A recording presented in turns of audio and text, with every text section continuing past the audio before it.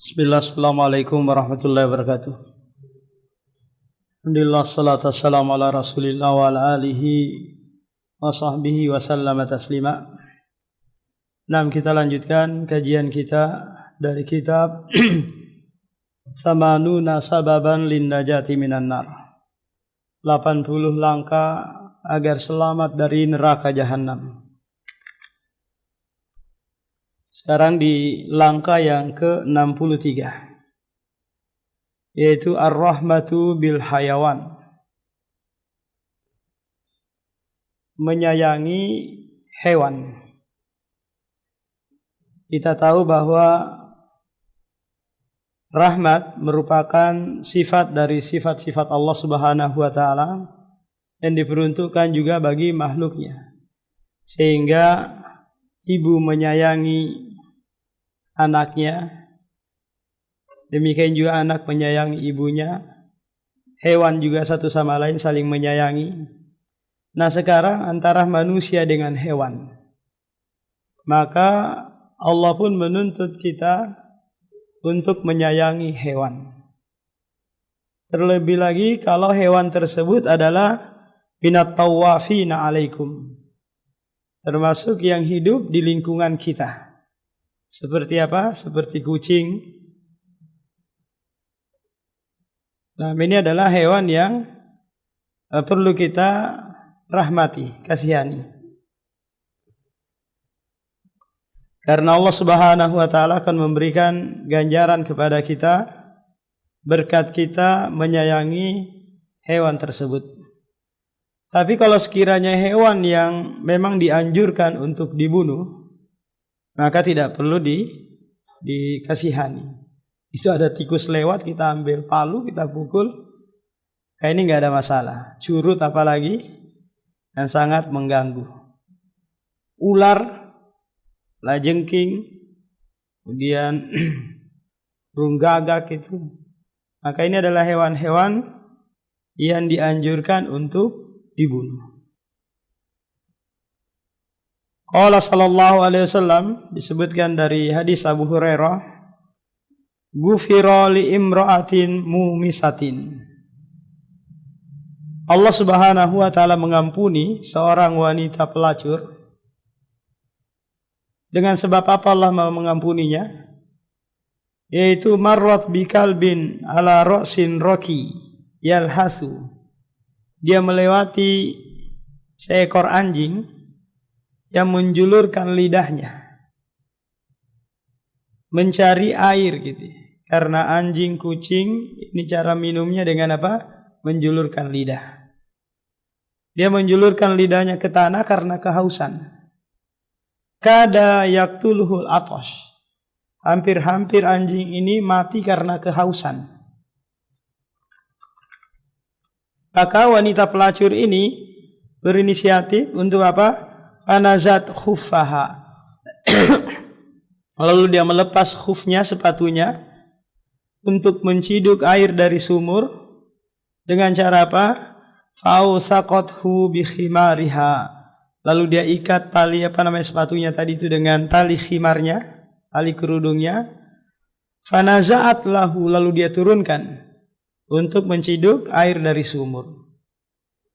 Lalu dia angkat air tersebut, kemudian dia minumkan ke anjing yang hampir mati karena kehausan. Nah, dengan sebab perbuatannya ini, faghufira laha bidzalik. Allah Subhanahu wa taala mengampuni dosa-dosanya dan memasukkannya ke dalam surga. Apa kira-kira yang dilakukan oleh perempuan ini? Dia menyayangi anjing ini.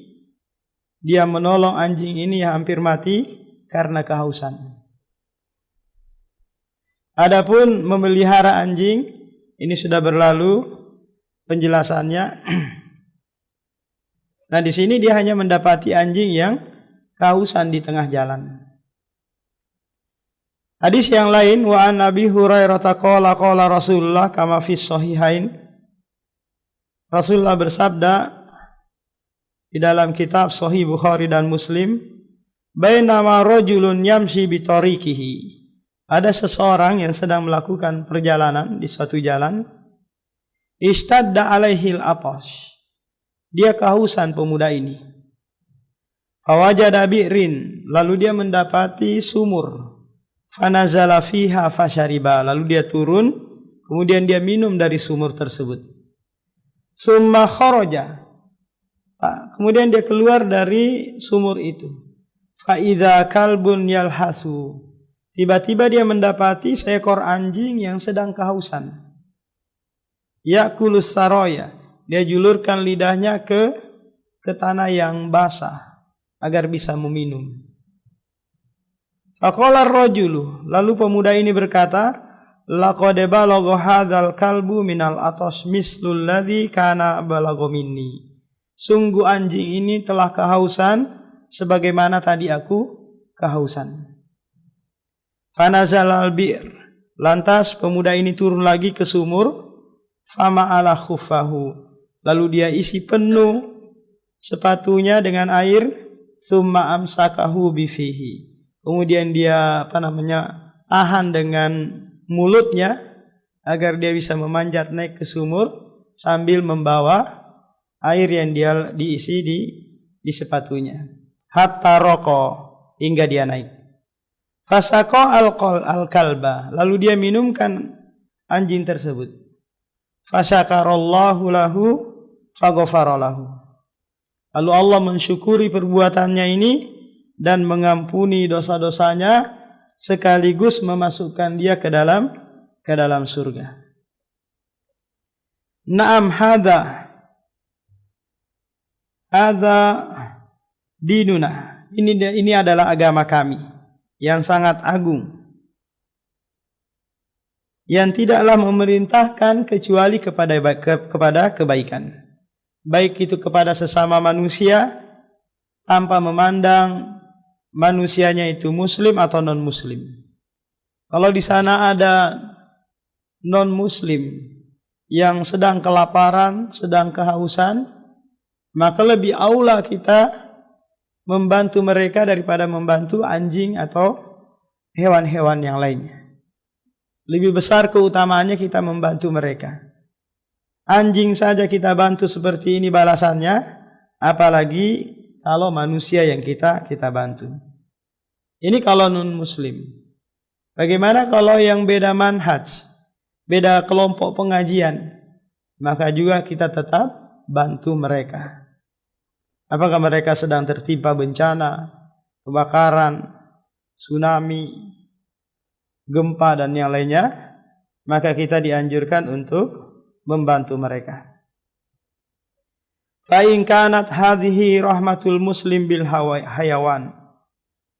Kalau balasan ini ya Allah peruntukkan bagi seorang muslim karena berbuat baik kepada hewan, bagaimana lagi kalau muslim membantu saudaranya muslim yang lain?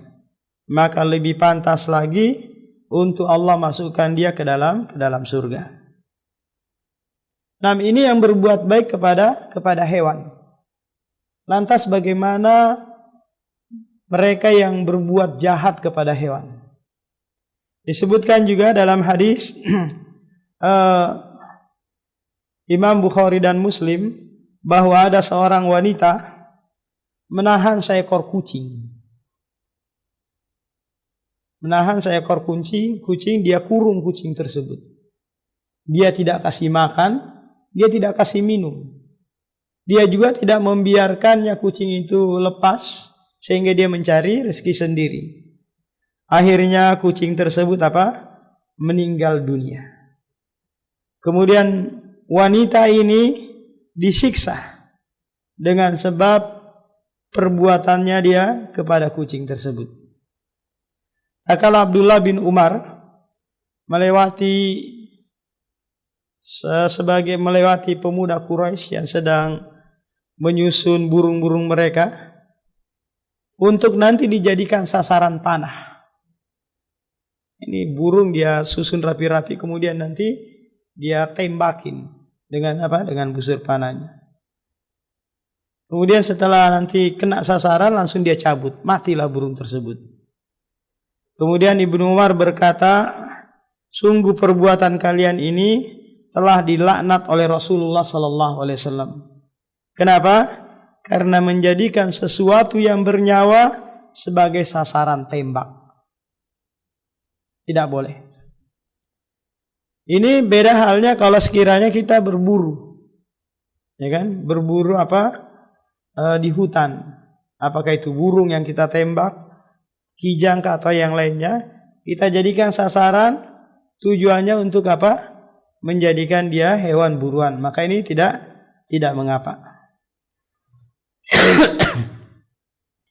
6. Ini balasan bagi mereka yang berperilaku jahat kepada hewan dan berperilaku baik kepada hewan. Nah, kalau sekiranya kita punya peliharaan burung mungkin di rumah, maka kita harus memenuhi haknya. Memberikan makan, memberikan minum, membiarkan dia beraktivitas. Maka tidak mengapa memelihara burung. Tapi kalau Anda memelihara burung 1 ekor atau 2 ekor, ternyata Anda tidak memberikan makan yang layak. Ketika dia lapar, Anda nggak belikan, lagi mahal nih pakan burung, puasa dulu. Maka ini adalah bagian bentuk menyiksa hewan. Kalau Anda nggak bisa, kasih yang lain, atau lepas aja, dia cari sendiri makanan. Atau dia melihara ayam mungkin. Ayam butuh makan, butuh minum setiap harinya. Jika Anda tidak bisa beli pakan ayam, maka jangan melihara ayam. Lepaskan gitu saja. Biar dia merantau cari makan sendiri. Kemudian poin yang ke-64, yaitu tentang surah Al-Ikhlas. Keutamaan membaca surah Al-Ikhlas. Yang nanti balasannya adalah surga. Dinamakan surah Al-Ikhlas karena dia murni pembahasannya hanya tentang Allah Subhanahu wa taala. Tentang keesaan Allah Subhanahu wa taala. Tidak ada pembahasan yang lain Pak dalam surah Al-Ikhlas. Tidak ada hukum, tidak ada cerita, hanya tentang Tentang Allah. Disebutkan dalam sebuah hadis, man qara'a qul huwallahu ahad. Barang siapa yang membaca surah Al-Ikhlas 10 marratin, 10 kali. Di sini tidak disebutkan dalam sehari kah atau sehari semalam. Pokoknya dia membaca 10 kali. Bana lahu baitan fil jannah. Allah akan membangunkan baginya rumah di surga. Ini kabar gembira bagi mereka yang sholat tarawih bacanya kul. 13 rakaat atau 11 rakaat. Semua dengan kul a'udzu kul huwallahu ahad. Maka ini kabar gembira. Tidak mengapa dia membaca itu terus. Mungkin karena itu saja hafalannya. Mungkin karena mau memudahkan bagi jamaah. Agar bisa ngerumpi ngopi setelahnya. Dalam riwayat yang lain, an Anas anna Rasulullah ba'asa rajulan ala sariyah.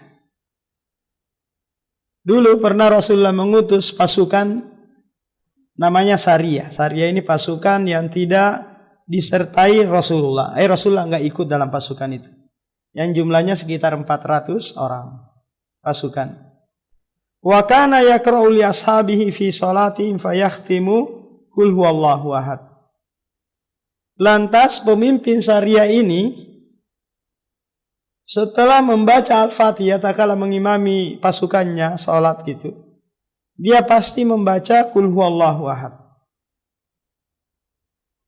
Ini bingung pasukan yang lain, ini tidak biasa dilakukan oleh Rasulullah. Setelah pulang ke Madinah, mereka bertanya kepada Rasulullah tentang hal ini. Lantas Rasulullah berkata, "Sa'luhu li ayyi syai'in fa'alu dzalik." Tanyakan dia, kenapa dia melakukan hal itu? Maka mereka balik lagi bertanya kepada pemimpinnya. Kata pemimpinnya ini, "Fa innaha sifatur rahman wa ana uhibbu an aqra'a biha. Karena di dalam surah Al-Ikhlas itu terdapat sifat-sifat Allah, aku senang membacanya. Kemudian disampaikan lagi kepada Rasulullah tentang alasan pimpinannya ini. Kemudian kata Rasulullah, akhbiru, kabarkan kepadanya, annallaha yuhibbuhu, bahwasanya Allah mencintainya dengan sebab perbuatannya itu. Pelajaran di sini bolehnya apa? Mengkhususkan bacaan surah Al-Ikhlas pada salat-salat yang kita tegakkan. Ini tidak boleh dikiaskan kepada yang lain. Kenapa? Karena ini membutuhkan takrir, pembenaran dari Rasulullah. Kalau surah Al-Ikhlas jelas ada pembenarannya. Tapi kalau kita mau khususkan, contoh kita mau khususkan di setiap sholat maghrib baca surah Yasin atau surah Al-Muluk. Setiap sholat isya baca terus surah Al-Muluk. Maka ini tidak ada contohnya dan tidak ada pembenarannya. Paham? Karena agama ini adalah tauqifiyah. Haruslah berlandaskan dalil dari Al-Quran dan hadis. Nah, cuma riwayat yang disebutkan penulis di sini adalah falamma atahumun nabiyya akhbaru al-khabar. Akala mereka mendatangi Nabi, mereka menyampaikan hal tersebut. Faqala ya fulan ma yamna'uka an taf'alu ma ya'muru bihi ashabak. Wahai fulan, apa yang menghalangimu melakukan apa yang diperintahkan oleh pasukanmu? Wa ma yahmiluka ala luzumi hadhihi surah fi kulli raka'ah. Dan apa yang menyebabkan engkau melakukan hal tersebut, yaitu melazimkan membaca surah Al-Ikhlas setiap rakaat. Faqala inni uhibbuha, sesungguhnya aku mencintainya. Lantas apa kata Rasulullah? Hubbuka iyyaha adkhalakal jannah. Sebab kecintaanmu kepada surah Al-Ikhlas tersebut menyebabkan engkau dimasukkan ke dalam surga. Nah, ini dua keutamaan yang disebutkan di hadis yang kita bacakan ini tentang surah Al-Ikhlas. Di sana ada keutamaan lain yang disebutkan di hadis yang lain tentang keutamaan surah Al-Ikhlas ini, Pak. Di mana surah Al-Ikhlas ini ta'dilu sulusul Quran, setara dengan sepertiga Al-Quran. Tak kala kita membaca satu kali surah Al-Ikhlas, itu sama pahalanya dengan kita membaca sepertiga Al-Quran. Taruhlah Al-Quran itu jumlahnya 6.000 ayat. Pak? Berarti sepertiganya berapa? 2.000. Kalau kita baca 2.000, mungkin butuh waktu sekitar berapa itu kira-kira? Berapa menit itu? Berapa jam itu? Taruhlah setengah hari kita baca 2.000 ayat. Tapi cukup kita baca surah Al-Ikhlas, ini setara membaca 2.000 ayat pahalanya. Hadis itu datang dari sahabat yang mulia Abu Darda. Takala Rasulullah sallallahu alaihi wasallam bertanya kepada sahabatnya, ayajizu ahadukum an yaqra'a fi lailatin sulusul Quran? Apakah kalian tidak sanggup membaca di setiap malamnya itu sepertiga Al-Quran? Ini pertanyaan Rasulullah. Lantas mereka menjawab, bertanya lagi, wa kaifa yaqra'u sulusal Quran? Bagaimana caranya ya Rasulullah membaca di setiap malamnya itu sepertiga Al-Quran? Maka kata Rasulullah, kul, bacalah kul huwallahu ahad Allahu samad, karena ini ta'dilu sulusal Quran, setara dengan sepertiga Al-Quran.